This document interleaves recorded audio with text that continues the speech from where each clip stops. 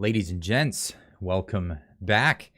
This is the live show, the Friday night live show, where I go over the news of the week and things that I couldn't cover up until this point, or maybe long form type things that are much better saved for the end of the week when I have a chance to talk about it at a greater length. I mean, I try to keep my videos down to, I want to say, around the 8 to 10 minute mark. Sometimes they're under, sometimes they're over, but I try to keep it short and sweet. But Friday nights are a time for hanging out and thinking a little bit more about these issues. Well, not that I don't think about them, but like putting that process to the test live and with you guys at this time. Glad to see so many jumping in immediately. Wow, really cool, really cool. And I'm seeing my mods in the chat right away. That's even better. But yeah, looking forward to going over a few different things. I'm just, waiting as more people file in. Ave Nova, it's been a minute. Welcome back. So yeah, it's been an interesting week. A bunch has happened.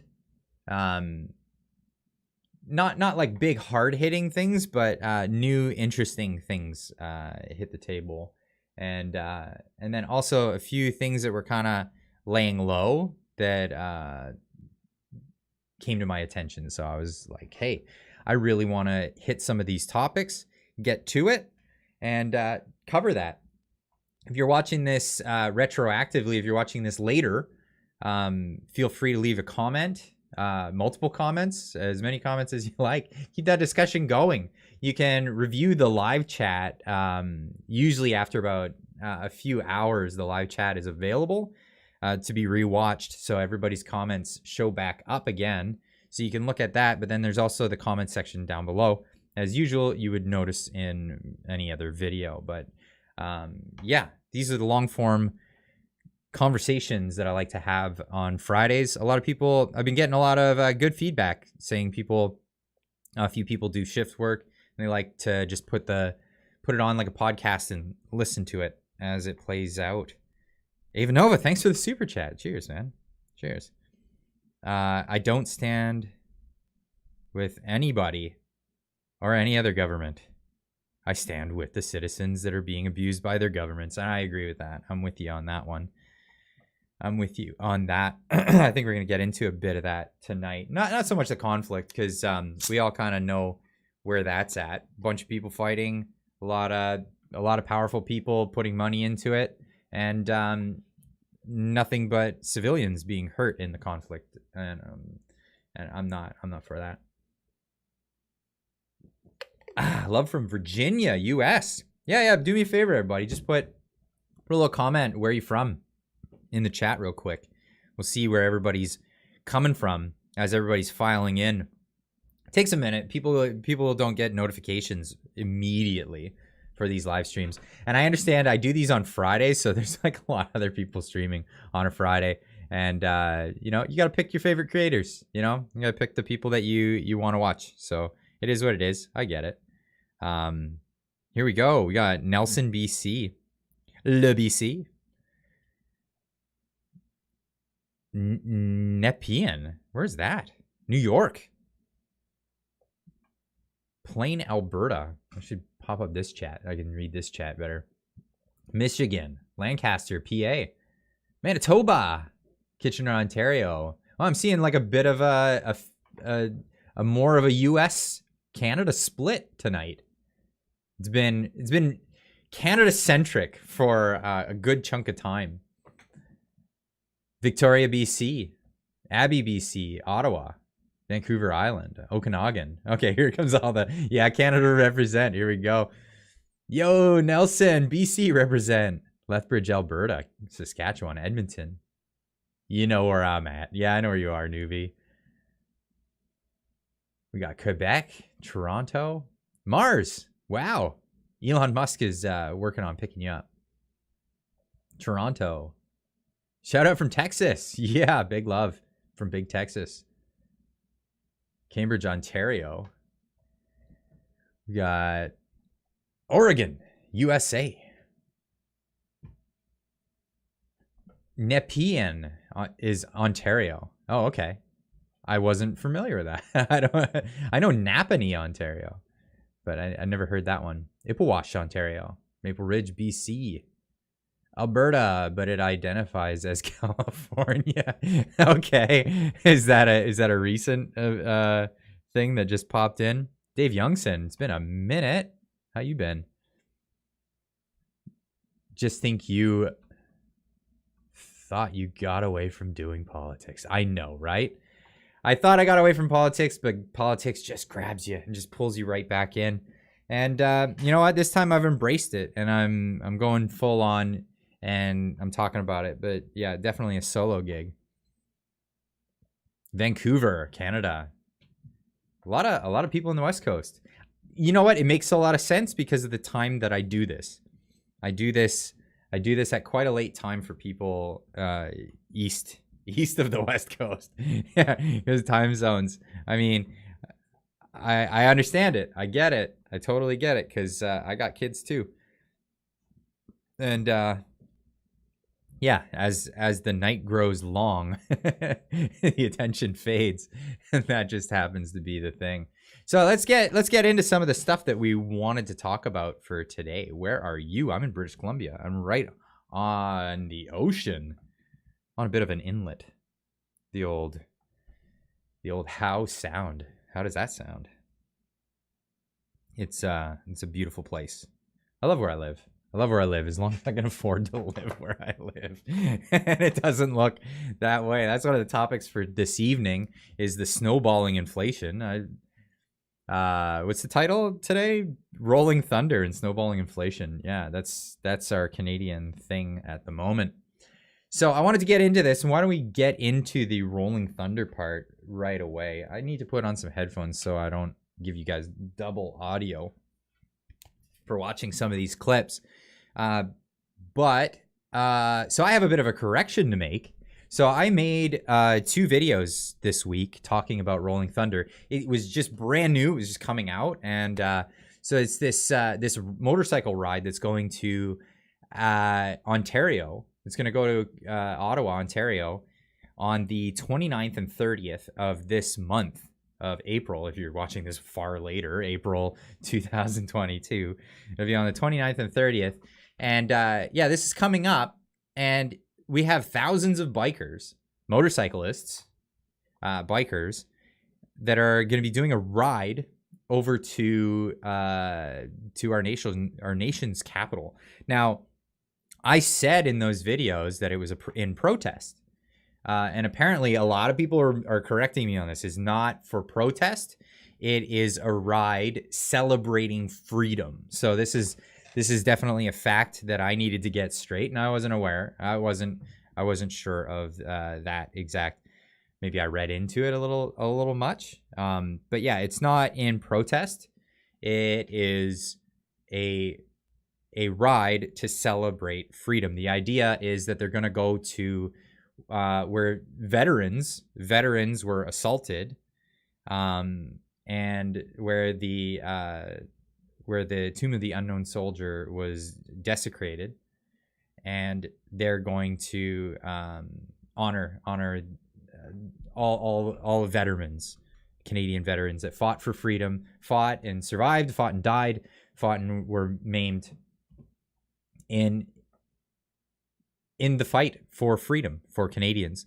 So yeah, that's a big correction I wanted to put out there. So yeah, maybe I read into it a little bit and thought it was in protest. No, it's in celebration of freedom.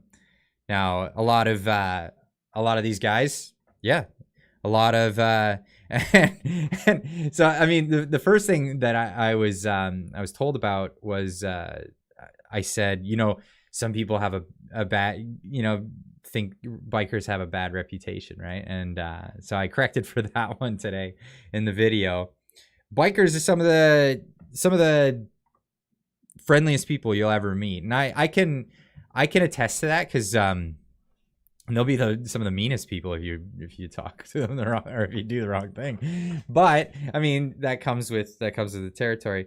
But no, bikers are some of the friendliest people you'll ever meet, and I had the pleasure of meeting a bunch of them in the town that I grew up in. I grew up in Windsor, Ontario, and there are a lot of bikers in Windsor. And then, yeah, I lived on Drouillard Road for a short period of time, and that's where one of the big clubhouses is. And I was invited into that one night, just to hang out with some of the guys, and they were really, really cordial gentlemen. Let's just say that they were really nice guys. Not what Hollywood would make you think of it. And I've been to a couple of motorcycle rides all through Ontario, and they were really cool experiences. I'll tell you what, when I first went, I was all nervous, thinking like, oh my god, these guys are scary. And no, nicest people, like super nice individuals. And I'm sure there's scary people in any group, right? But that's just anyway. I digress. Let's get into this. This motorcycle road, yeah, Drouillard Road was known as a tough area. It was like in the old towns in Windsor. So there's like Riverside and Walkerville, and these were all at one point towns. And Drouillard Road was like this one delineation between the two sections, and it was like an industrial area at one point. And yeah, that was like the bad road where all the bad people hung out. And yeah, I don't know. when you're young and you can't afford some of the prices of rent, you need a place while you're working. You know what I mean? You get a room for whatever you can muster. But yeah, that's how it was. Anyway, getting into this, there are some clips that I wanted to show you from the Facebook page, but you can't.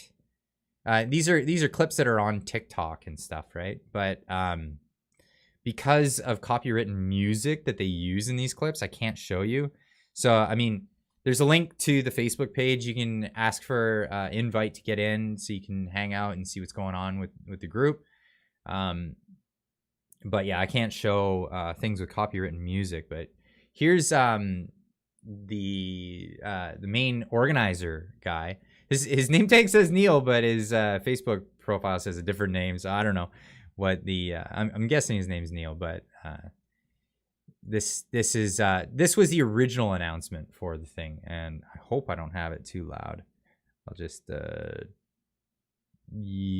just see where we're at. I want you to know, everybody, the bikes are coming. 29th and 30th of April. It's called Rolling Thunder Ottawa. Be here. This goes to all my Frank's buddies on the left side, and anybody else in Canada that can make it here.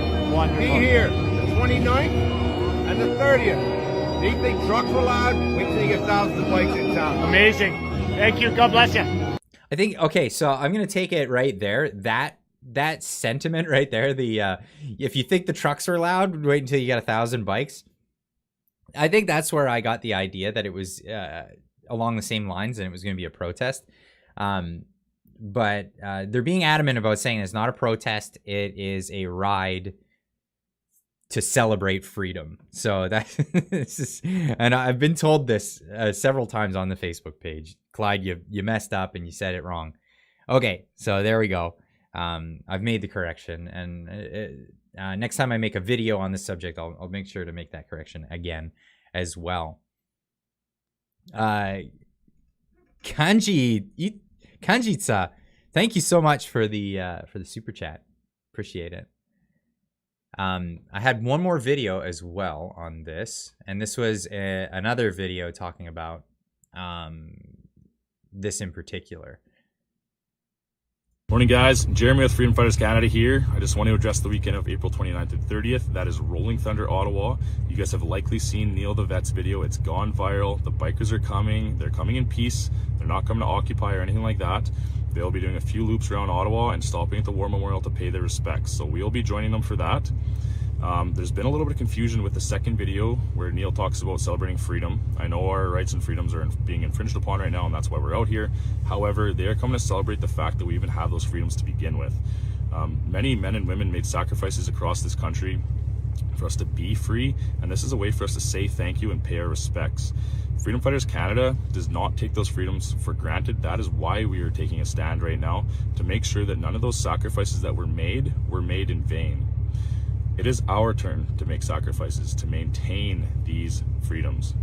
Please join us on April 29th and 30th as we go out and show our support, and I suggest you bring some earplugs. I like that bit. I suggest you bring some earplugs. If you've been to a motorcycle ride, it is loud. My God, is it ever?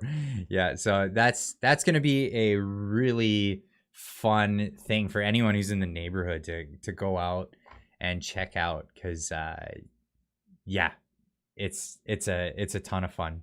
It's a ton of fun going to these motorcycle rides and just seeing all the different bikes. I mean, if you're into bikes, like, wow, is it ever fun to see that?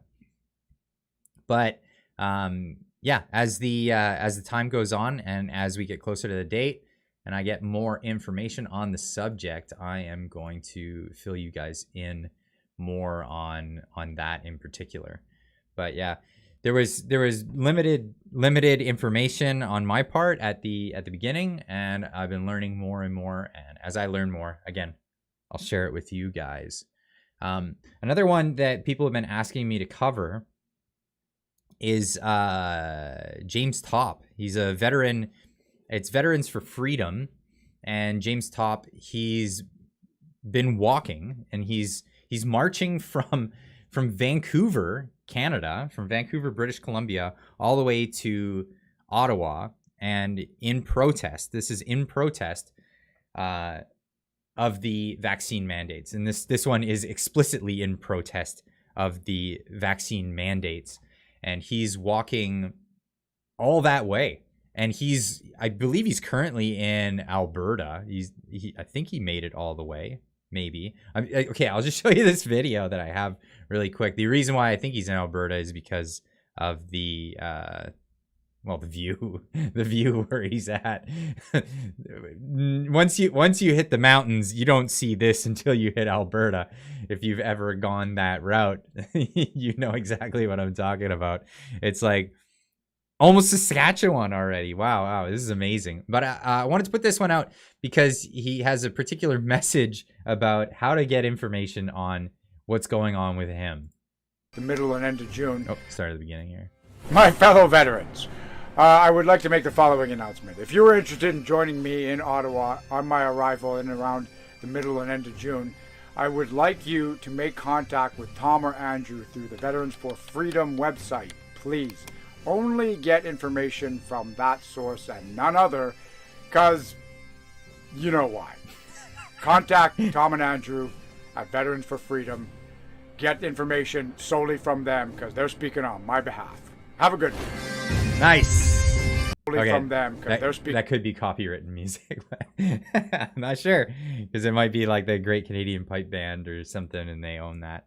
But yeah, so good thing to know. Middle to end of June. That is insane how quickly he's making it across the entire continent. I mean, Canada spans coast to coast, and well, I mean, Ottawa's not quite on the other coast, but holy cow, the guy is making good time.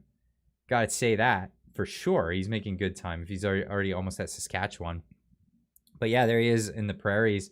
And giving a good indication of why you should, if you want to know precisely what's going on, this is the best place where you can get information on that.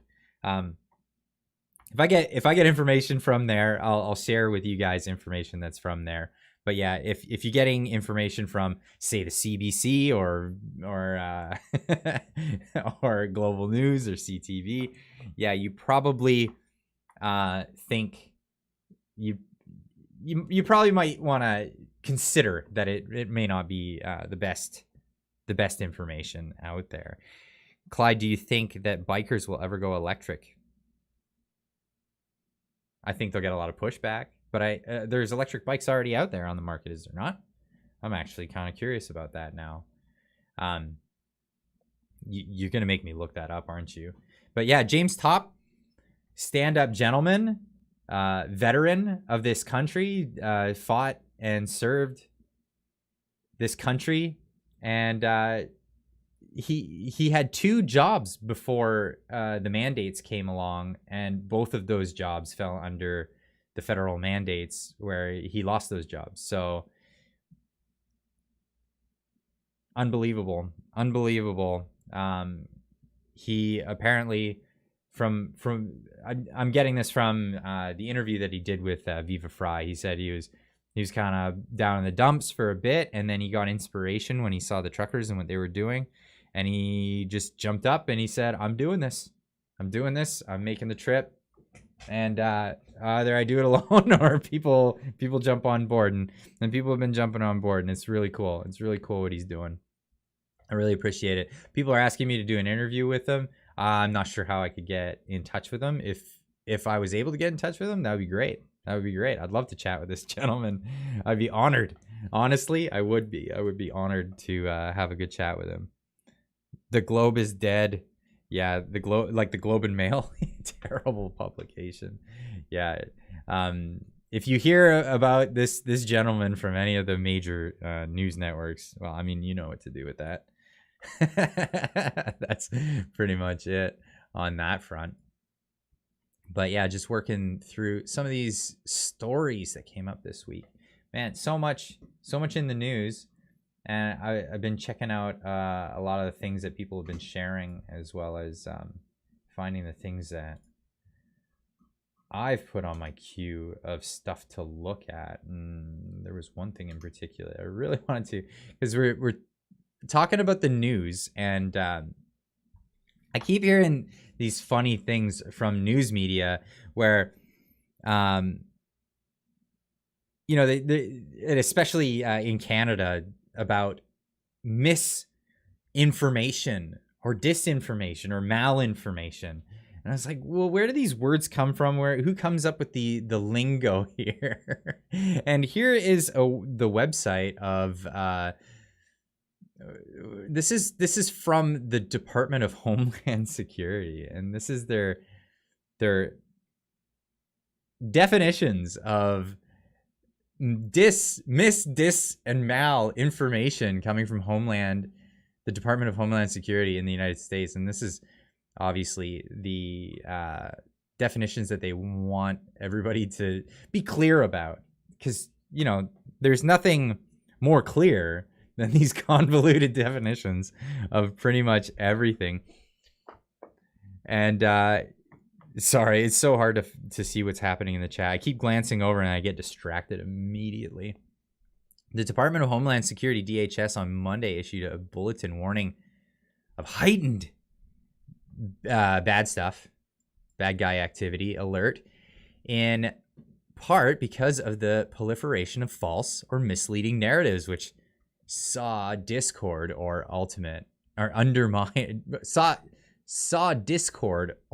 undermine public trust in the U.S. government institutions. By the way, I just had to get a new pair of glasses because, oh boy, was I not seeing things the best. Dyslexia does a number on you, but having blurry words makes it even more fun. The United States remains in a heightened threat environment fueled by several factors, including online environment filled with false or misleading narratives and conspiracy theories and other forms of dis, and malinformation introduced and or amplified by foreign and domestic threat actors, DHS said in a national terrorism advisory system bulletin, which remains in effect until June 7th. This is, where was it? There seems to be a whole lot of mal information coming directly from Homeland Security lately. So it's, I thought this is where we could find the definitions of these, but it's not. So they have where was it that I could find it?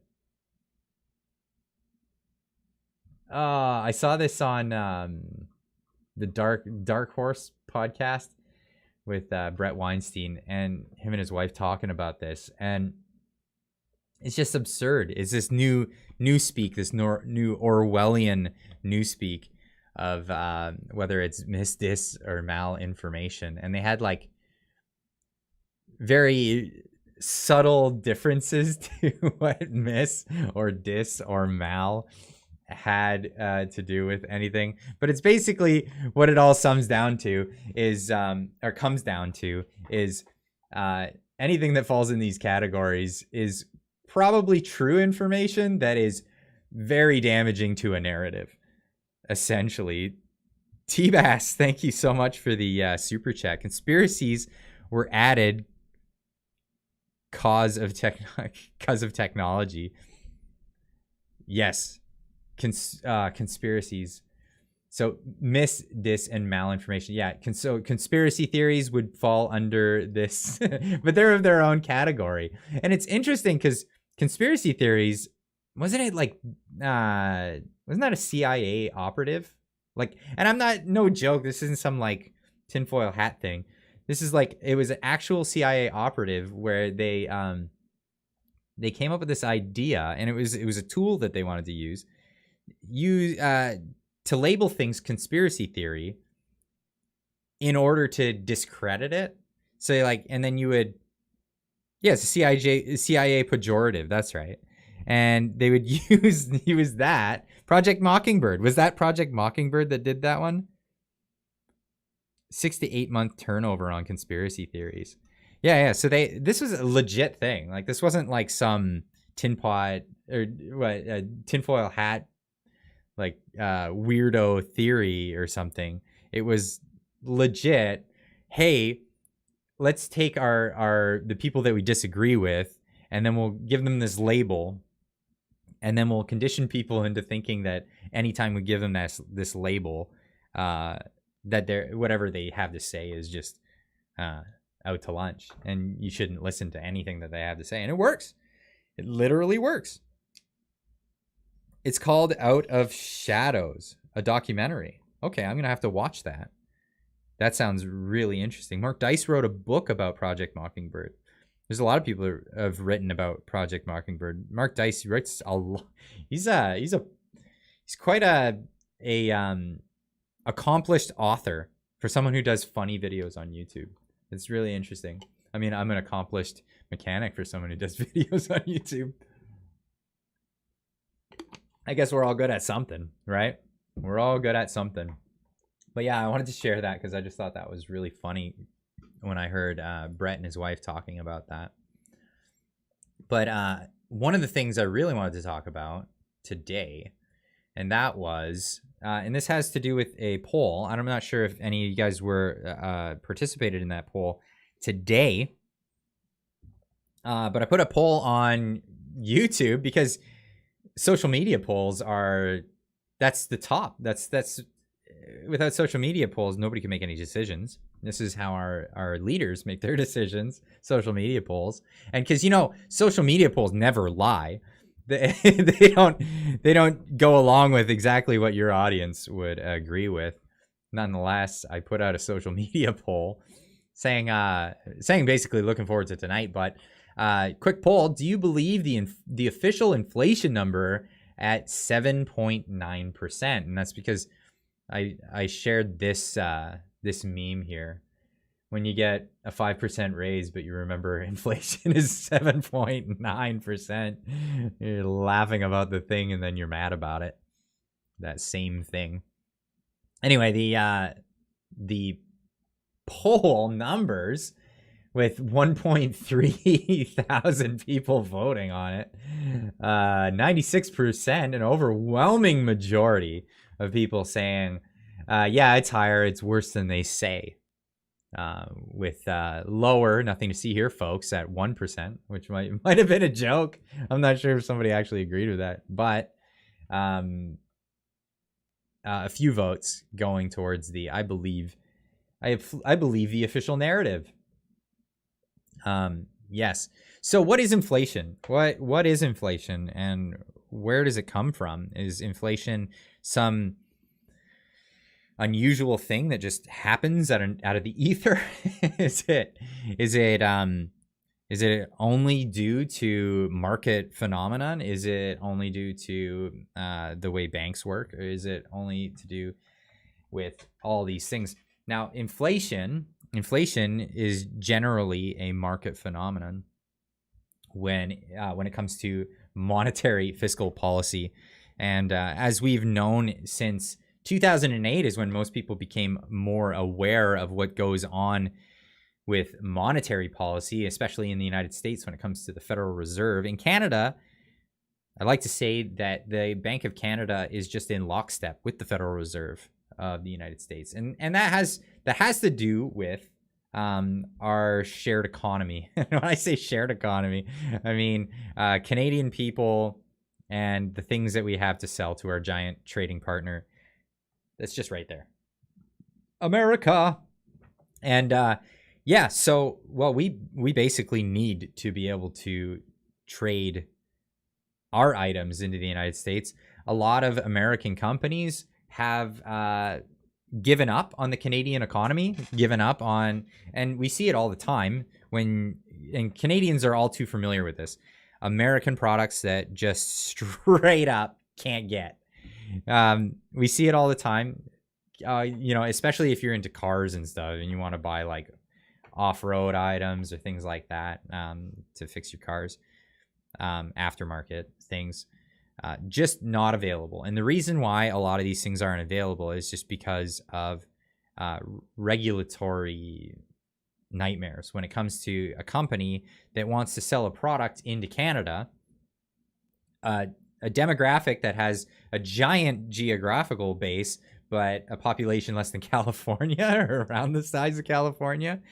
And you have to basically, any of your products have to fit all the regulations, and they don't typically bother to go with that. So like, for example, if you sold a product and the box didn't have French and English on it, not allowed. You gotta slap a French label on there.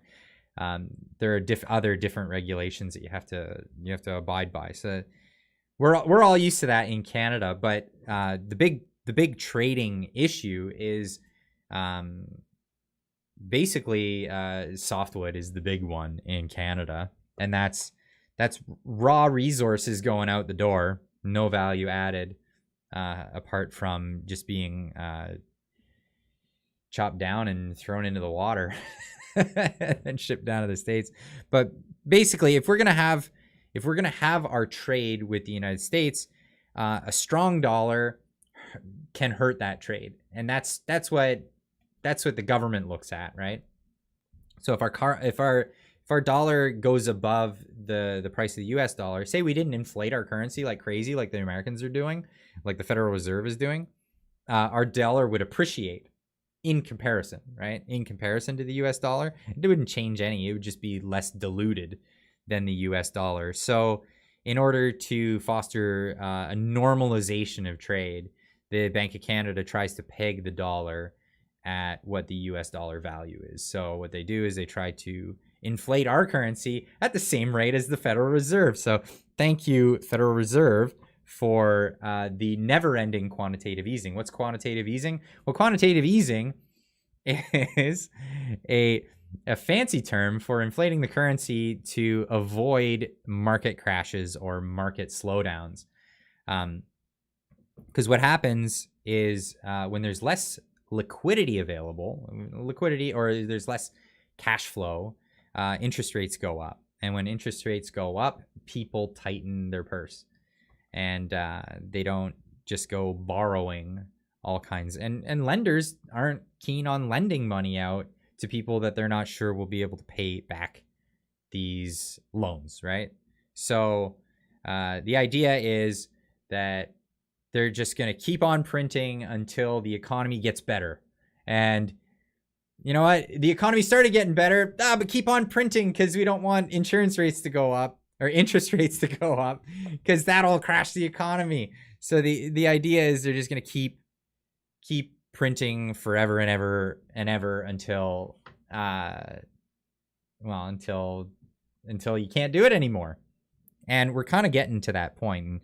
The real inflation is when when things get ugly. The last time we had real inflation knocking at the door was, what was in the early 80s, late 70s, early 80s. And I think it was Alan Greenspan was the chair at the Fed. And he raised interest rates, and pretty drastically. Like I believe they got up to like in the 20s%. If that happened today, everyone's underwater. Like any early 80s, that's right.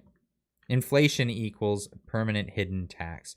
Yeah, so, well, it's not a tax on people who don't have money. That's the difference, though. It's a tax on savings.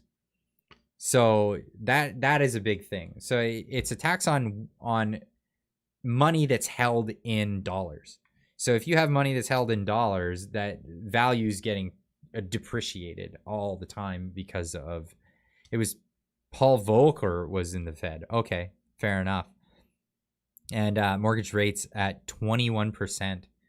Yeah, but people pulled through, and the economy got better, because basically what happened was, what happens in these economies when you have such high or low interest rates, you get malinvestment. Clyde, I am so happy that you're doing something. Keep it up. Thank you. Thank you. I'm happy that I'm doing something as well. My mortgage was 27%. Holy cow. What do I think about the global difference group movement? Don't know about it. I mean, look at that. See, this is where I get distracted when I look at the chat. Global.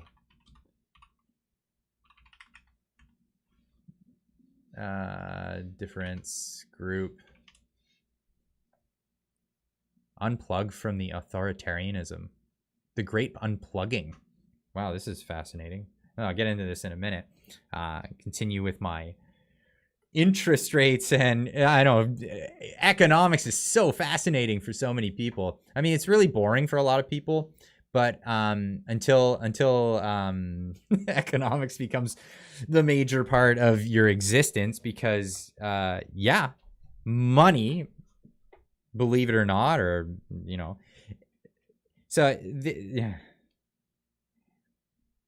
I think the best thing I ever heard was in Ayn Rand's book. Because when you're a kid, you kind of, you live in this fantasy idealism of like, this is how the world should work. But then as wisdom sets in, and as you learn more things, reality hits you, and your opinion of the world changes. One of the things that you hear a lot from young people is money is the root of all evil, or you'll hear that from people who are just never wised up. Money is the root of all evil. I read a book called Atlas Shrugged, and there was a particular part in there where somebody claps back at someone who says that and has a monologue about money. And I almost want to pull that up. Money, Atlas Shrugged.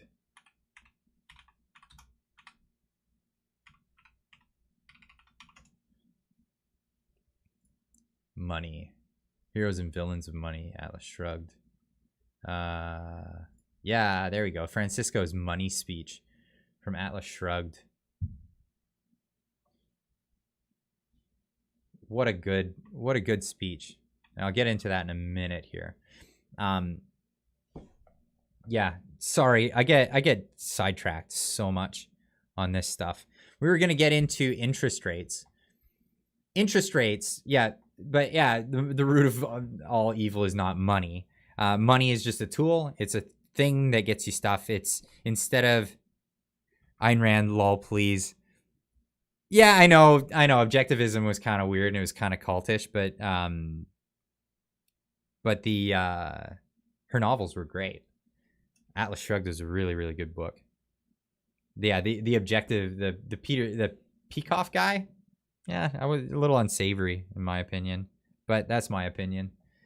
The books were great. Yeah, money's energy. Money is resources. Money is the idea of resources, and because it's just a means of exchange, right? Yeah, who is John Galt? That's right. Great book. Actually, what Galt's Gulch, Peter Thiel, didn't he make a little island in the ocean he called it Galt's Gulch? But yeah, I digress. Yeah, money's not the root of all evil. It is a tool, and it becomes evil only when you give it that kind of power over you. But it's just like any other tool. And this is one argument that I have with environmentalists that are also on the left. Is I've always looked at consumption, right? So environmentalists are always telling us we need to cut back on our consumption, and then I'll always say, okay, well, money is a thing that you can use to is a proxy for resources, right? So you use money to buy resources. You use money to trade resources. Resources are things that people hold, but as they're traded through an economy, you use money for this, right? If you're really interested in conserving resources for the purpose of ecology, you're not doing yourself a favor by advocating for debt, because debt is reusing those resources in the here and now and promising to pay back those resources later at interest, which would mean you'd have to ramp up the production of these resources on top of what you're consuming in the moment. So by advocating for debt spending and spending into deficit, you're actually advocating for the use of resources in the here and now, and instead of conservation. Does that make sense? That makes sense, because money is just a tool used for allocating resources, and that's essentially what it is. But anyway, how do we measure inflation? Inflation is one of these things where you can have all these complicated scales and things that can show you all about how inflation works. And, well, of course, let's make things complicated so people don't understand them. But at the sum of it, the CPI, which is what is the CPI? The Consumer Price Index is what CPI is. Now, if we look here, we have what is in the CPI basket of goods. Hold on, before we get to that. What is the CPI? How is the CPI used? CPI is an economic indicator, and it's in the most widely used measure of inflation, and by proxy of the effectiveness of the Federal Reserve's monetary policy. So the more money the Federal Reserve puts out there, you can't just measure the amount of money, because money could lay dormant in an economy. Or money could lay dormant in other economies. Say U.S. dollars, for example, is one of the hardest ones to measure inflation on, just based on how much money is out there, because there's money in banks or in vaults or whatever. Who knows? People are just hanging on to it, and it's not actually out there in circulation until it circulates, and then the market gets an understanding. It's like this amazing organic thing out there. And it gets an understanding of how much is out there, and then you can balance its value on things. But so the way of measuring it is this basket of goods. The CPI gives the government, businesses, and citizens an idea about price changes in the economy, and it can act as a guide in order to make informed decisions about the economy. The CPI and the components that make it up can also be used as a de-factor for other economic indicators, including retail sales and hourly weekly earnings. Additionally, it can be used to value a consumer's dollar to find its purchasing power. Generally, the dollar's purchasing power declines when the aggregate price level increases, and vice versa. The index can also be used to adjust people's eligibility levels for certain types of government assistance, yada, yada, yada. So how do they get this? Well, they got a basket of goods. Here's your basket of goods.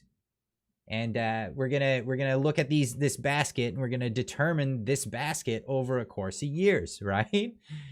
Now that sounds like a plausible idea, right? Let's take a bunch of items that are typical consumer items and that typically people would consume. And then we're gonna put those together, and then over the course of, several years, we'll measure what they all cost, and then we can average the price difference from year to year over all the different averages, and then you have a consumer price index. Now that sounds good, right? Then we can measure inflation. And then this is how you get that number, 7.9%. Now that's all great. That's all great. Yeah, the farmers do normally feel it first. That's where it really, really hurts. And then that gets, I mean, you're not fooling anybody if you say that if an industry gets hit, that those costs aren't going to just get passed on to the consumer. Of course it will. If farmers hurt, everybody hurts. Unless you're one of those individuals that don't need food. Everybody raise your hand. Let's put a number 1 in chat if you're one of those special humans that don't need food. Let's see that. Do one of those straw polls, right? Now, if you need food, I think your big priority in an economic situation is make sure that the farmers are doing all right. I think that would be an wow, look at all these people in the chat. I got 2 of them so far. They're individuals that don't need food to survive. Oh, we got a 0 in chat. There we go. In the year 2525, if man is still alive, right? Okay, so here's the basket of goods. It sounds like a plausible idea for how to measure inflation. And then every so often we'll be like, yeah, okay, well, inflation is here. And then we're all good. So, we got more reading to do. Okay. A basket of goods in the economic sense contains everyday products such as food, clothing, furniture, and a range of services. As the products in the basket increase or decrease in price, the overall value of the basket changes. The resulting ratio is a consumer price index. Hey, great concept, right? Amazing concept. This is no biggie. I think anybody could figure this out. We don't even need economists anymore. We could figure it all out. We could just newbie. Yeah, you're just surviving on the meds, eh? You don't need food. All right. I am not even repeating that, Brett. Get out of here. That's too funny. The most common type, similarly, you may ask, what is the market basket in the CPI?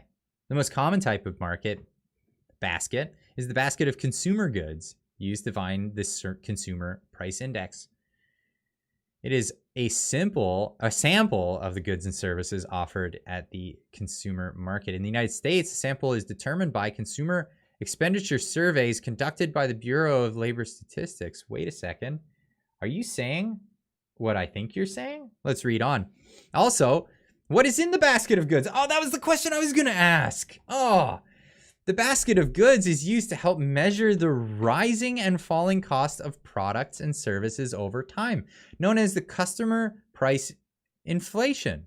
The basket contains a range of goods and services bought by households, and the prices of the various items change over time. So does the total cost of the basket. Okay. So that's the consumer price index.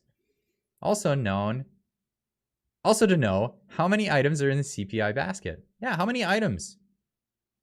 It should also be noted that the vast majority of the around 700 representative items remain unchanged in 2018. In total, 15 items have been added. Wait a second.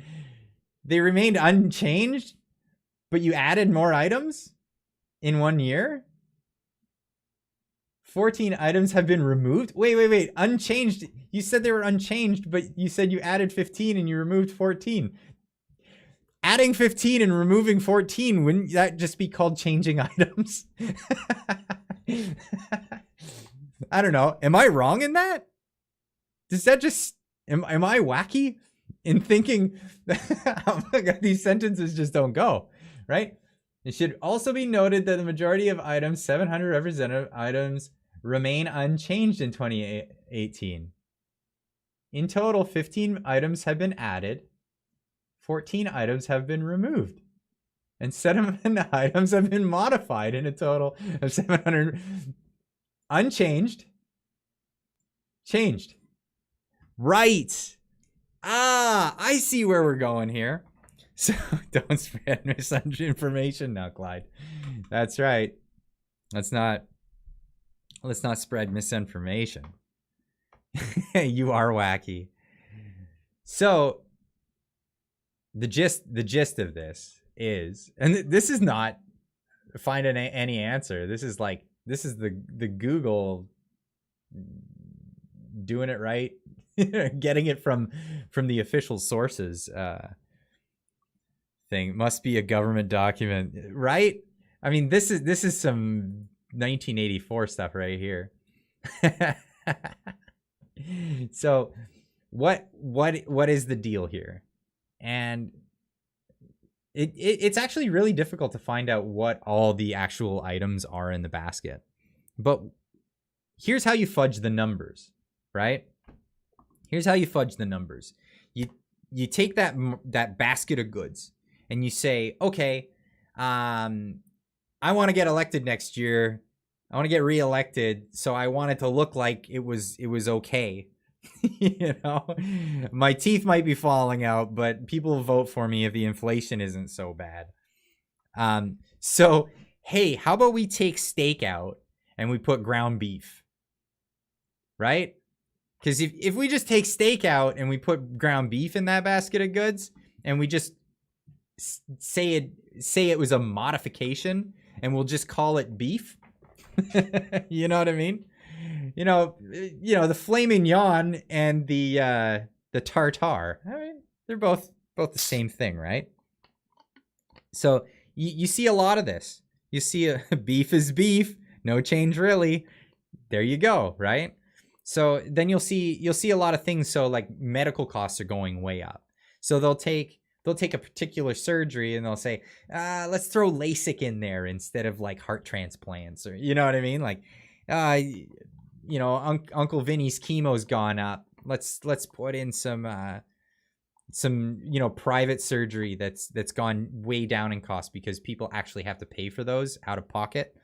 So because of market forces in private medicine, the prices have come way down because people wouldn't buy these services if they weren't otherwise affordable. You get what I'm saying? Spoiler alert for young people. We survived in wagon trains until against all odds. Yeah, good point. Good point. It's it might not be pretty what's coming down the pike. Pardon me, I just need to wet my whistle a little bit. Again, I'm just hooked on this SodaStream. SodaStream, sponsor me. Sponsor this channel. Because I don't mind sponsorships from things that I already use. That would be great. But yeah, so if official numbers are 7.9, which is outrageous. Like 7.9 is an outrageously high number for inflation. But if that's the official number, who knows what the actual number is? If we're to use the SodaStream is scared of you, all right? But if you looked at the actual number, it would probably be scary. It would probably be terrifying. And I'm sorry if I ranted about this for too long, but I'm a weirdo, and economics gets me excited. Like, why? Why would economics get somebody excited? But that's the thing. That's the thing. But yes. Oh yeah, the So you think so? This is the there's a speech. Should I even read this? No, it goes on for too long. What I'll do is I'll try to remember and put this in the comments or in the description for this speech. This is the speech about money, where he says, "So you think money is the root of all evil?" I'll put this in the comment section or the description of the video, because it's definitely a good read. If you have the time, read the whole book. It's a long one though. Oh my goodness, it's a lot of pages. Holy cow! But it's a really good story, and it's more relevant today than it ever has been. Atlas Shrugged. Atlas Shrugged is a bit of a story. I'll give you the premise if you've never read it. It's a story. It's an interesting one because you always get the story from the position. Well, okay, not always. You get the aristocracy position, but it's always sold to you as like not being like this, the aristocracy or whatever.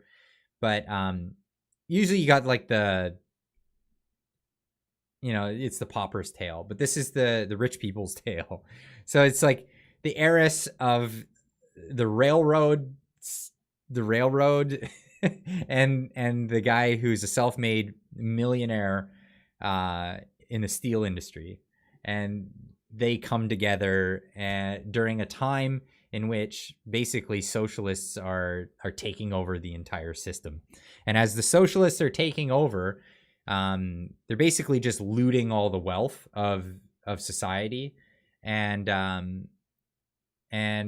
rich people just start disappearing and leaving notes behind saying, "See you later. I'm gone to another place." And hence the idea Atlas Shrugged. So Atlas, was that Greek mythology? Atlas? I believe that was Greek mythology. Anyway, Atlas was the character who held the globe. He was the god of holding the globe. His name was Atlas. He held the world up on his shoulders. And the idea being, what if Atlas were to shrug and let the whole world fall? And just handing it all over to what Ayn Rand called the looters. And that was the socialists, right? And she came... Greek mythology. Sorry, my bad. Did I say... No, I didn't say Greek. But Atlas is a robot. Boston Dynamics. Is that true? That's funny because I thought the super rich funded communism. Interesting that, right? Interesting that. Define socialism. We live in a global plutocracy. Okay, socialism by the Marx definition. How about that? Socialism, communism, seizing the means of production for the sake of the working class. Yada yada. Doesn't actually go to the working class. Goes to a plutocracy, as is said here. I mean, we have to define socialism. Socialism changed over time. I mean, the heart of the ideology remains the same. It's Marx was against what he called capitalism, which is the market economy. I believe Marx and Engels coined capitalism, the word. But I'm a firm believer in the market economy. I think trying to get rid of the market economy is a bad idea. And guys like Klaus Schwab with his idea of what was it? Stakeholder capitalism, which is what, by decree you just change the dynamics of human nature. I think the best way to understand a market economy, in my opinion, is through the works of Ludwig von Mises. And he wrote a book called Human Action, where he comes up with this idea of praxeology, praxis being action, just action, and ology is like the logic of. So the logic of action. So, you know, it comes from the idea of don't believe people in their words and what they say they want to do. Trust their actions. And the best way to measure how people really feel about a thing is to see what they actually do with whether they move with their feet or they move with their economic ability to do a thing. And if you, yes, Austrian economics. Yeah. So Ludwig von Mises was from Austria, and that's where it got coined, Austrian economics. But yes, the study of, sorry, did I say the logic of? I believe it's same idea. Ology, logic. Actions speak louder than words. Yeah. So the idea for praxeology was the idea of studying people's actions. And like, if you decide not to buy a thing, that is an action. So that if you buy something or you decide to save and stay out of a marketplace, that's also an action, right? So this is, yeah, that's the idea behind that. Anyway, excuse me, getting the burps from the soda stream. I went with full fizz today. Give me all the bubbles. Give me all the bubbles. But let's get on with some of these stories that I had. I will check out this great unplugging. This is my first of seeing this. Lots about crypto, people's banks, portal. Okay, I could get into this. I'm learning about crypto. I'd like to find an expert on crypto so I can pick their brain, maybe even do an interview on the channel. That would be fantastic. Because I wish I knew more about crypto than I do. Let's just put it that way. I wish I knew more about crypto than I do. Let's get into some of the things that I wanted to talk about tonight. This was one I can kind of go over. So this is the buried bombshell. The tennis world was rocked as 15 fully vaccinated players were unable to finish the Miami Open. This was really interesting, to say the least. Hey now from Detroit. Love the channel. Thank you so much. Family Farms. I love how you spell that, the PH. It's like a pharmacy. Family Farms. Like it. Bitcoin is being used to launder money. Well, I mean, that's a possibility for sure. I know a lot of people use it. Well, a lot of scammers use it as a way to get away with their bad doings. But yeah, interesting that. But I think even with the money laundering, because crypto is traceable, I see. This is why I want to talk to an expert about it. I would love to talk to an expert and understand it better, because me speculating too much on it would be me just talking out of my keister. And I'm happy to tell people that I don't know about something when I don't know about it. Tennis fans are upset, and the sporting world is reeling after unprecedented number of players, whether either withdrew or retired from the Miami Open this week. A total of 15 players were unable to finish, including male and female favorites to win. I don't know why we keep talking about male and female. Do those things exist anymore? I don't know if those things exist anymore in our society. I find this interesting because gender has always been like the topic, but we discriminate in sports based on sex, not gender, which is an interesting one, and that's become a big topic all on its own. But I digress on that subject for the time being, because yeah, it just goes to crazy town real fast. The tennis world reacted with shock after favorites Paula Badosa, she's a Badosa, right? That one, and Jannik Sinner had to retire during the quarterfinals of the Miami Open. Badosa, soon to be the number 3 in the world, became unwell during her match against Jessica Pegula, and left the court in tears.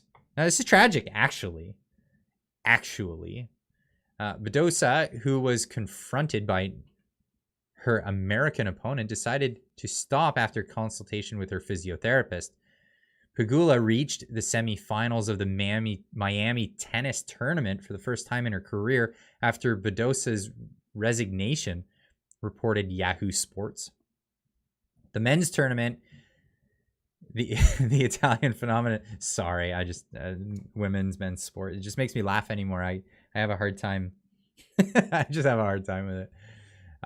Was forced to withdraw. He gave up after 22 minutes in the game against Francisco Curundolo. Sorry, I'm really bad with names. The number 103 in the world ranking. When I served at 3-1 and 30-0, I saw him bend over. It was very strange. Essentially, what was going on in this case is a lot of people were keeling over in pain. They were having extreme chest pains. 23-year-old Argentinian surprisingly reached the semifinals with his first participation in the Master Tournament in Miami. It was the second game in a row that ended prematurely for the tennis fans. Fans reacted with shock to the bizarre tennis day. What is going on? Someone asked. Now, this is extremely unusual. When you're talking about, we're talking about tennis athletes, right? These people are essentially used to running marathons for entire sets. It's not an easy sport. Tennis is quite a labor-intensive sport. Nobody's pointing to the obvious. All the players must be jabbied in order to complete.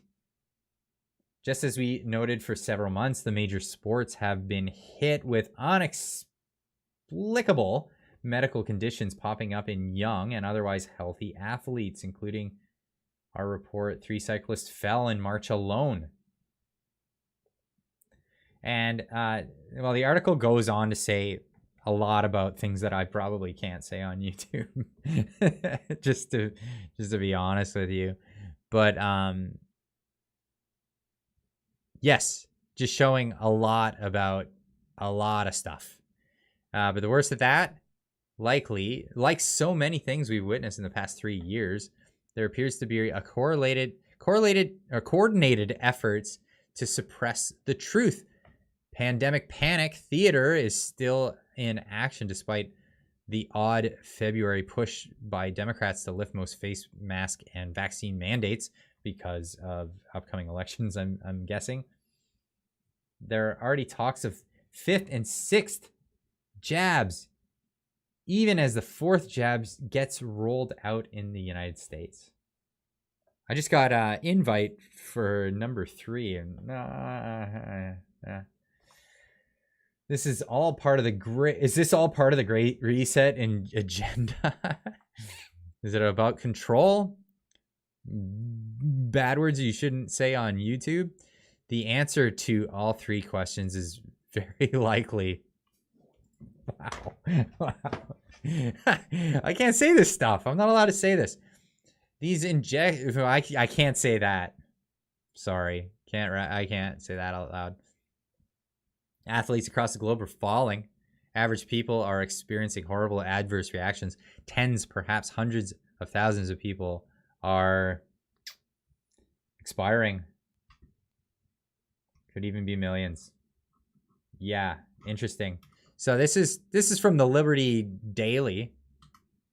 It's the conservative alternative to the Drudge Report. But yeah, this is an interesting article. It popped up on my radar. And if they're allowed to say it, then why aren't you, Clyde? I don't know. They can say it on their own website. I can't say it on YouTube. That's the problem. And we all know that. We all know what's going on there. But as the days and weeks progress, and we're getting into this, so what are we in our 6th wave at this point? This is the jabs, pokes, pricks, punctures, stabs. They're all alternatives to that. Yeah, the hokey pokey. That's right. And then turn yourself about and maybe give your head a shake. Here we go. This cracked me up. So this was a story from the Counter Signal. COVID infection tweets are clearly scripted, and it reminded me a lot of that clip from Fox News. Oh, I gotta pull this up now. It wasn't just Fox News. It was like every news agency that they were all in sync.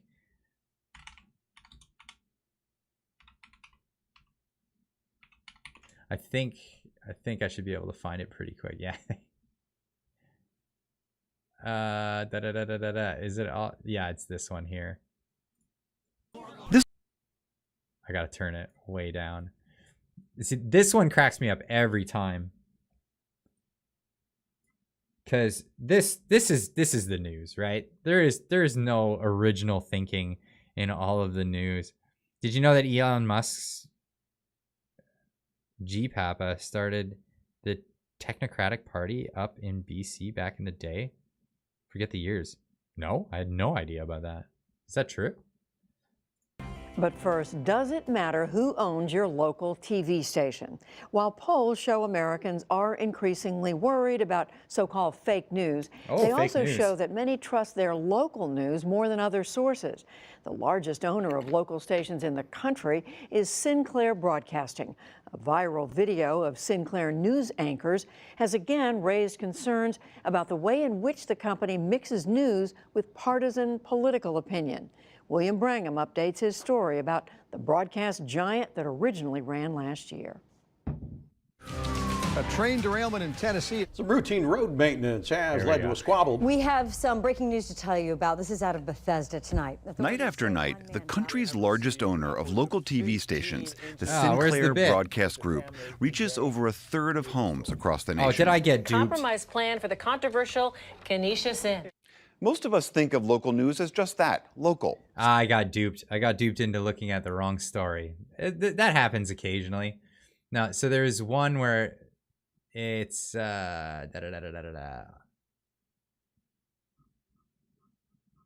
of course I can't find it at the moment. Where they all the news channels are all in sync. It was amazing. News scripted, synced up.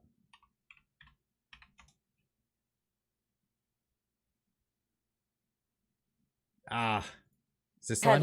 And I'm Ryan Wolf. Our greatest responsibility is to serve our Treasure Valley communities, The El Paso, Las Cruces communities, Eastern Iowa communities, Mid-Michigan communities. We are extremely proud of the quality, balanced journalism that CBS 4 News produces. But Balance. one-sided news stories plaguing our country. The sharing of biased and false news has become all too common on social media. More alarming, some media outlets publish these same fake stories without checking facts first. The sharing of biased and False news has become all too common on social media. All too common. Without checking facts first. Unfortunately, some members of the media use their platforms to push their own personal bias. Wow. To control exactly what people think. And this is extremely dangerous to our democracy. this is extremely dangerous to our democracy. Isn't This it? is extremely dangerous to our democracy. This is extremely dangerous to our democracy. This is extremely dangerous to our democracy. This is extremely dangerous To our hive mind. our democracy. This is extremely dangerous to our democracy. This is extremely dangerous to our democracy. Wow. This is extremely dangerous to our democracy. This is extremely dangerous to our democracy. This is extremely dangerous to our democracy. This is extremely These dangerous to our takes, democracy. this is so good. extremely dangerous to our democracy. This is extremely dangerous to our democracy. This is extremely dangerous to our democracy. This is extremely dangerous to our democracy. Oh, just like every take on that. And you know that like the local people in that place all they all saw it as like, wow, that's very heartfelt. And I'm glad that this person portrayed this thing and talked about how dangerous this is to our democracy. Holy cow. Yeah, the mask is being pulled off. You know, that that wolf is in sheep's clothing, and we're all seeing it, and we're all seeing who's behind the curtain, whether it's BlackRock or the World Economic Forum. But here we go. Here comes more of that script. This morning, I tested positive for COVID-19. This is John Horgan, from BC. Fortunately, my symptoms are mild, and that is thanks to being fully vaccinated. This is some other politician from probably Quebec with a name like that. This morning, I tested positive for COVID-19. Fortunately, my symptoms are mild, and that is thanks to being fully vaccinated. Wait, what?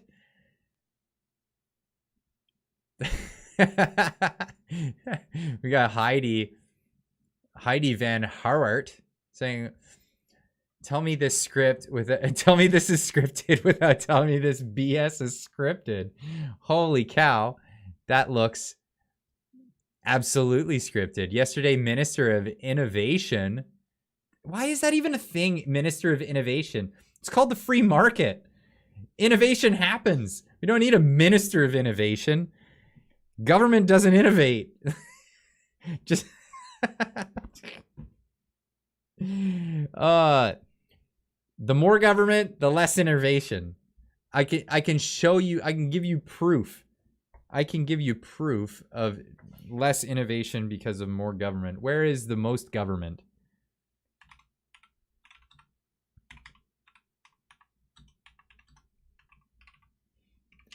This is the most telling picture ever. And this is where there is the most amount of government right here. No, that's not an ocean. That's not an ocean at all. That's North Korea. You're looking at China over here, and you're looking at South Korea. Where the most government is where you have the least amount of anything happening at night. You get that? Straight up. You can see that every single day from space. Where the most government, yeah, the least innovation. So I don't know. I hear that phrase, Minister of Innovation, and it's just, gah. Anyway, Miss Champagne, of course, right, tweeted that he'd tested. Oh, okay. Mr. Champagne, sorry.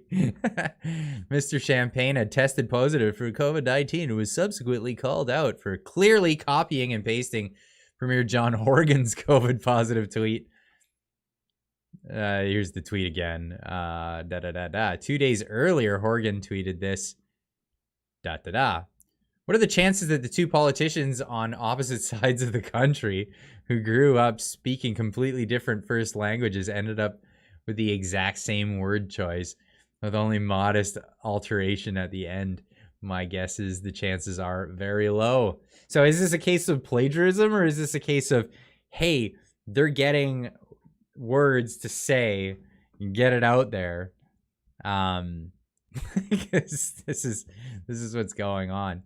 My guess is the chances are very low.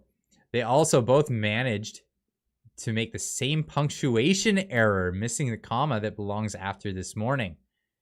Amazing. PM Trudeau, of course, took the opportunity to offer words of encouragement. Sorry to hear, my friend. Get well soon. He told Horgan. Rest up, my friend, and get well soon, he told Champagne. Trudeau also sent out the casual COVID positive tweet late January, conveniently only days after the Freedom Convoy arrived in Ottawa. However, he was arguably more original. This morning, I tested positive for COVID-19. I need to go hide at the cottage. There's a bunch of people that want to talk to me. I'm feeling fine, and I'll continue to work remotely this week for a while. Following health guidelines. Right. Everyone, please get vaccinated and get boosted, because that helped me. I'm sorry. I just oh wow. Just it just right over their heads. It's so funny. The health minister did say she repeats what they tell her to say. Yes. Is that right? She actually like came out and said that? Great. Not an original thought in the whole bunch. Not an original thought. Again, although it's okay, well, we get the gist. We get the gist of this article. It's funny enough, but it's not just them. So they compiled all these tweets from all of these public officials, and they all say the same thing. They got the same lines. And it is just, it's grotesque. It's grotesque is what it is. It's grotesque. But let's move on. Yeah, Premier John Horgan tests for COVID-19, says he'll be back at croaking in the swamp in no time. What else have we got here? Ontario sees about 100,000 to 110 or 100,000 to 120,000 daily new COVID cases, estimates based on wastewater data. Expert says third dose is helping, but urges people to mask up.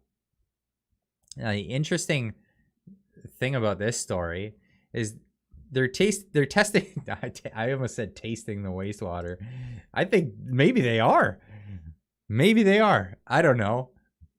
I cannot confirm or deny this. Essentially, now they're no longer looking at tests. They're not testing people for COVID, I guess. They're not. Sorry, that cracked me right up. They're not testing people anymore. They're getting their numbers by testing the wastewater. Now, what does this tell you? Like, okay, this article will tell you, be afraid, be very afraid. Look at all the cases that are growing and how many people have it, right? What does this tell me? What does this tell anyone who knows basic logical deduction, right? If you have this many cases and nobody presenting, what does that tell you? I mean, I don't know. I have to spell that out, do I? I don't think I have to spell that out. If you have this many cases and there's that much of it present in the wastewater, and no lol tasting, yeah, sorry, it killed me. Yeah, that would tell you things that maybe you're not allowed to say on YouTube. I'm just asking questions. I'm just asking questions. That's all I'm doing. Anyway, moving on. Sometimes this news, like I try to make news stories and it's not enough for a whole video. I want to share this out there. And this is where Twitter is good because yeah, you just get the quick thought out, and this is where these live streams are also entertaining, because then I'll have these little slips where I accidentally say they're tasting the wastewater. I think I'm going to save this one for a video. This one here. But this is one that I was going over, and I haven't really reviewed much yet, so I guess we're going to go over this right now. The Prime Minister admits, and this Prime Minister would be the Prime Minister Boris Johnson of England, Twitter is evil. Okay, yeah, Twitter can be I call it the hyperbolic chamber because everybody's hyperbolic in there. You bust out your best hyperbole on Twitter. Thanks for the chuckle, Clyde. Yeah, thank you. Thanks for hanging out for it. But yeah, Twitter is one of those places. It's a toxic wasteland, but there's some good lols. There's some good lols. And to see what's trending, it definitely keeps you ahead of the curve. Because, I mean, news is written from Twitter. Like, if anything we learned recently is, like, most of the news writers The reporters, journalists, they don't actually go out on the beat. They're doing exactly what I'm doing. They're going on Twitter and they're finding information and they're talking about it. But I'm not shy in saying that it's an opinion, right? They'll go out there and tell you it's fact. Craziness. But I will report on factual articles written by professionals. I just I don't play Twitter trends off as being real, actual things. Anyway, PM admits people will have to choose cheaper food, old clothes, and no heating in cost of living crisis. So Boris Johnson has made an extraordinary admission that many UK households will be forced to make difficult choices as the cost of living crisis takes hold. It would be like almost as if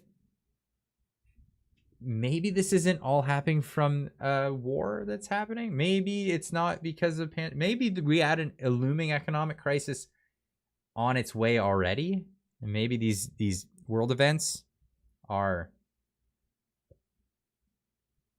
not helping, but maybe aren't exactly the cause of what's going on. We in the government will do everything that we can do to help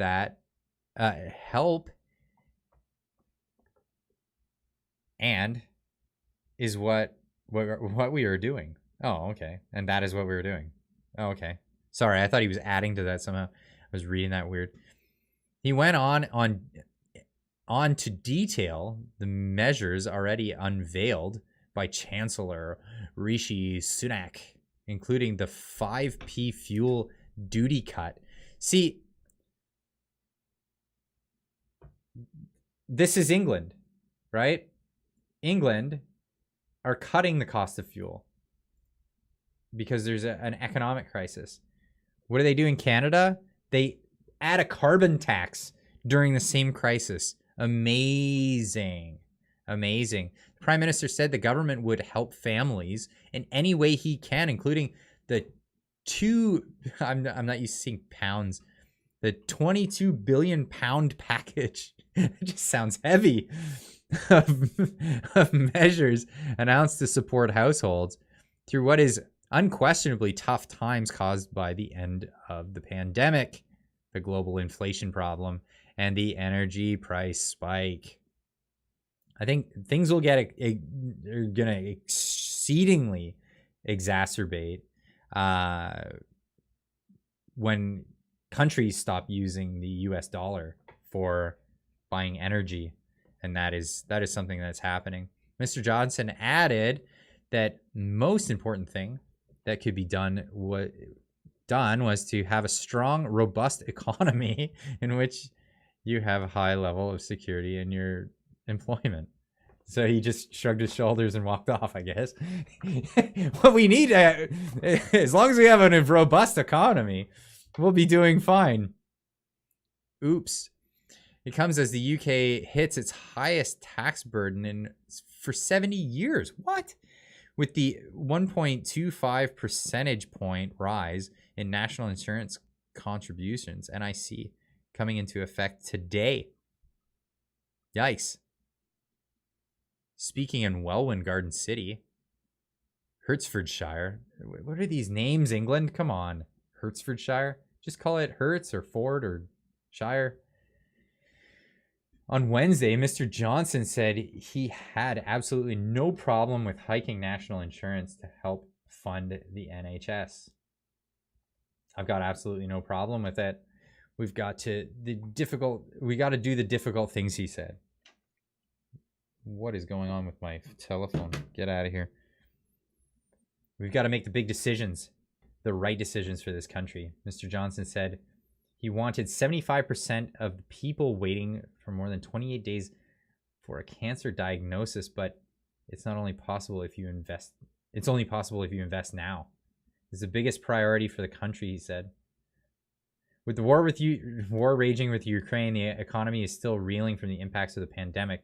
Rising inflation, soaring energy bills, UK households are facing unprecedented squeeze on finances. It seems like this is all the news this week. Sorry, folks, if this is all just economic bummer news. Disposable incomes are expected to be squeezed more heavily at any time in 30 years, with the Bank of England predicting inflation will rise above 8% this spring, and energy bills are set to rise an annual average of £3,000 from October. This story is being updated. Wow. So it's not just here. It's not just America in Canada. It's also happening across the pond. But that's that's that's the news this week. But I wanted to get into a little bit of the I wanted to share this because it's just too funny. This is just like the worst. Sorry to jump to the next topic. That it was getting a little bit depressing, and it's a Friday night, and we all want to have a laugh, and we all want to have a good time with each other's company. But this is, I don't think this is a recent interview. No, this is from back in May 31st, 2021. But this was a really weird moment in an interview with Justin Trudeau. And I just wanted to highlight it because there's this weird cultish thing when it comes to, the mask up left. I mean, what do you call them? They're like, there's people on the left, and I got no problem with people on the left. If you're on the left and you have differing political opinions, I don't want people to think that I'm not open to having discussions with people. I find it bizarre, the people who are not willing to have discussions, the ones that put the masks on, they're afraid of you, they can't go out in public, even though, the woke left. There you go. Bringer of change. I like that title, the handle, by the way. The woke left. They call them Muppets. But yeah, there's this weird cultish thing about them, and it really rains out in this interview, and especially at this one point in the interview. And let's get to that. Whoa. Joy? It's amazing because we were talking about how important it was for everyone to get vaccinated and what a big deal it was to get vaccinated. So I thought that was all built in already, right. But getting that shot really was an amazing feeling. It hits you. Did you cry? I cry at I cry at movies. I didn't cry at the shot, but it was weird.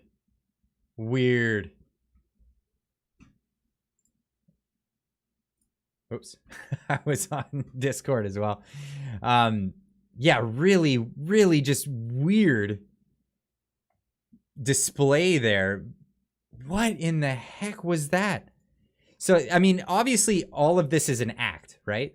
So Trudeau playing his evangelist role of the crazy, Jim Jones Kool-Aid dispenser of Canada at the moment. But yeah, this, like, is this overacting, or do you think he actually believes this crap? This is just insane. First shot on her birthday of all days. Did you feel a sense of relief and joy? It's amazing because we were talking about how important it was for everyone to get vaccinated and what a big deal it was to get vaccinated. So I thought that was all built in already, right. But getting that shot really was an amazing feeling. It hits you. Did you cry? It hits you. It hits you like a ton of coercion. it just gets right to your veins, goes right to your head, and all that coercion in my soul. I bet it hits you. Oh man, it's so weird. That is just. Did you cry? Yes. He's lying. It hits you like Will Smith.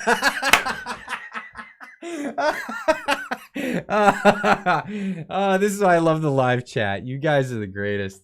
You guys are too funny. Wow. Hits you like Will Smith on at the Oscars. Oh boy. But yeah, what is that? And the awkward laugh from this interviewer, like, oh, I wasn't expecting that. Like, come on, play the part, but oh, you really gotta ham it up like that. Wow. Yeah, no, it's totally fake. I think it's fake, but I mean, interviewer in quotes. Yeah, I had to share that because that is just absurd moment in time. But that's basically all the moments I had. I was thinking of putting a video together about this particular TED Talk that I saw recently, and this isn't a new one. This is from back in 2019, and it's this gentleman, Michael Shellenberger, and it's not his first talk, it's not his first interview, but this is a really good one to stew on, and I think I'll put the link in the description for this one as well. But this one is, did I forget to put the anyway, why renewables can't save the planet.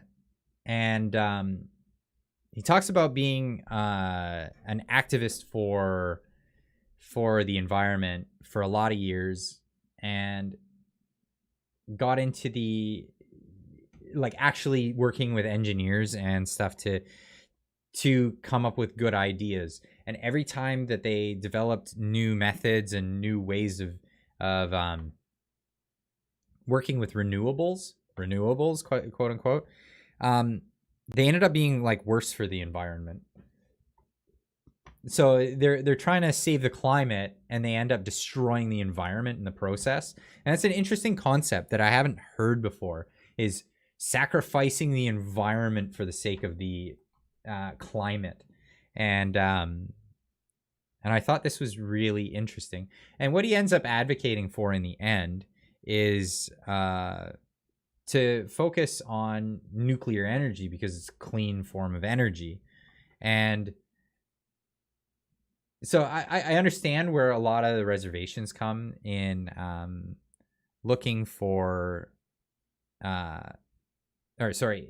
at nuclear energy and having reservations because of situations or events that happened in past. But we have much better technology than we had at those times, and the safety protocols are so much better. And the ability for like a Chernobyl type event is so it's not even in question anymore. But yeah, I think I might put something together and get a better thought on this. But I think I'll put the link for this in the description below, and I'll give this as something everybody can. And for you guys, I'll put it right in the chat right now to check out after this stream, and go watch this talk. It's not very long. It's only about 17 minutes, but he gets right into this this concept, and it had me interested, because he was talking about if you then Japan's tsunami. Actually, well, I could get into that another time. I could pull up stuff, because I was there when that happened. And it wasn't what the media was reporting. The media was sensationalizing that. And a lot of people didn't realize how bad the media was at that time. They know how bad the media is now. But yeah, the media drummed that one up and got a lot of people scared. I was there when it happened. Not in Fukushima, but I was in Tokyo. But yeah, so this is a really good thought experiment and a good discussion piece, and something I want to discuss with more people about, because at the end of the day, as one thing we've learned is that, you know, in developing economies, there is very little care about the environment around you. People don't care about how dirty it is when they're worried about keeping a roof over their head, keeping their bellies full, and having enough energy to heat their homes. So people don't care about the environment, and we know this, and this is apparent. It's when economies become prosperous that people actually care about the environment, and that's when good ecological development happens, when we start caring about our environment, and then we clean up our act.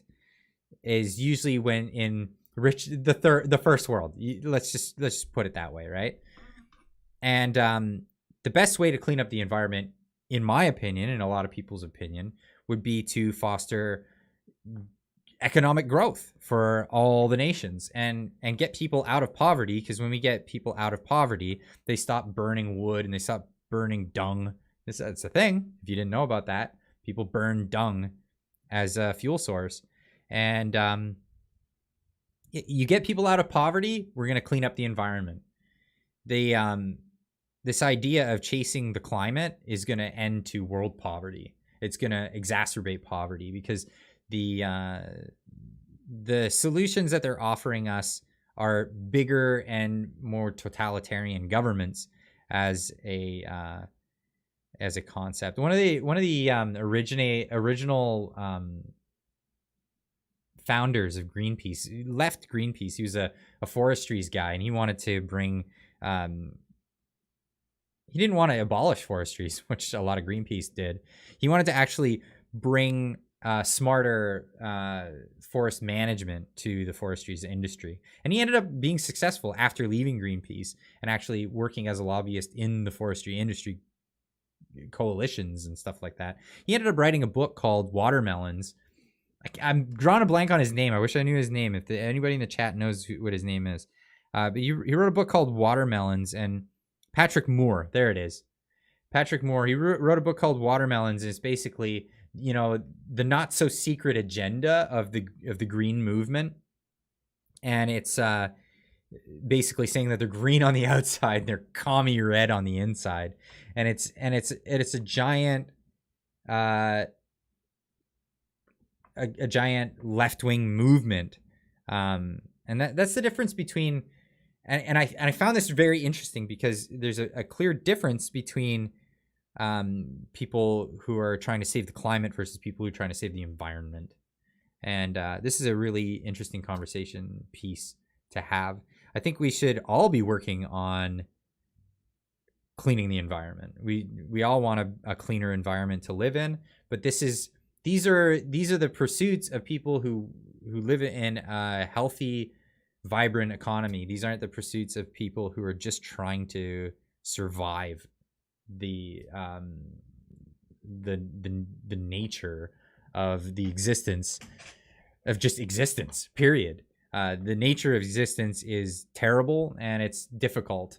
And when we get people out of that, which we call poverty, technically it's just the natural existence of life.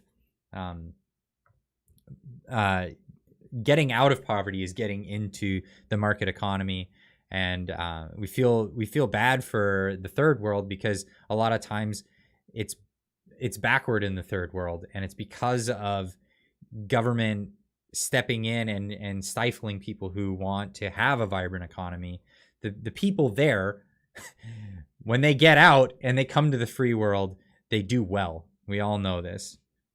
Clyde is happy. Wait, Clyde is happy is said.